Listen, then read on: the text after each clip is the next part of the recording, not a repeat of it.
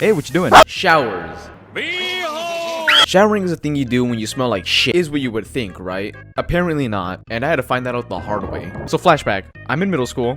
I was just a young lad, just an average Joe with extremely low grades and trouble caring about class. Well, I had this friend, and for the sake of the video, we'll call him Rick. Well, Rick and I go way back 6 months ago. Me and Rick became better friends as the school year progressed, but that also made us way worse students. And now that we had a newfound friendship, all we did in class was talk and do zero work and occasionally annoy the teacher. Well, some teachers just weren't having it, and we'd constantly be moved across the room from each other and never talk in class. Except for one class, when one fateful day, my history teacher made the awesome mistake of putting me and Rick next to each other. Well, it wasn't right next to each other.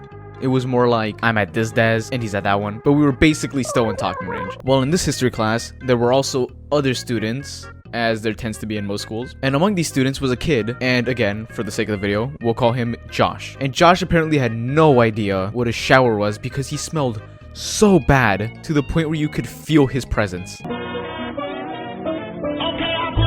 Like, I mean, the sheer amount of stench that radiated off this guy was incredible. Well, one day, me and Rick are doing the usual, and my teacher finally decides, I'm in with these guys. And so he did. He evicted Rick to the front of the classroom. Also, if I didn't mention this yet, our desks were, like, in the far back of the classroom. Well, this ended up not working out in my teacher's favor because our conversation just got louder, because we now had to talk across the room. And my teacher did not like that one bit. So immediately, as in 2 to 3 business days, he decided it's time to ruin my life. He stomps over to me and looks me dead in my eyes.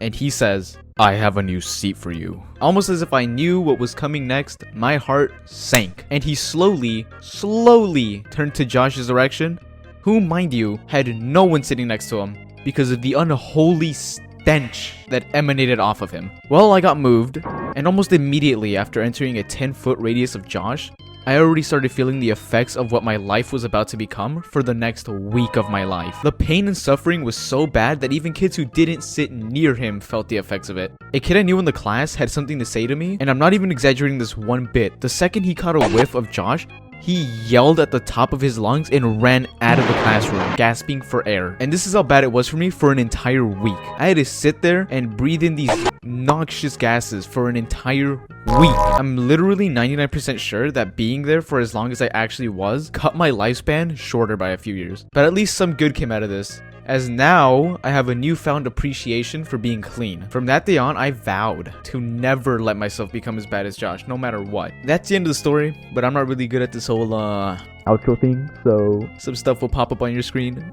Maybe click it, maybe subscribe to me.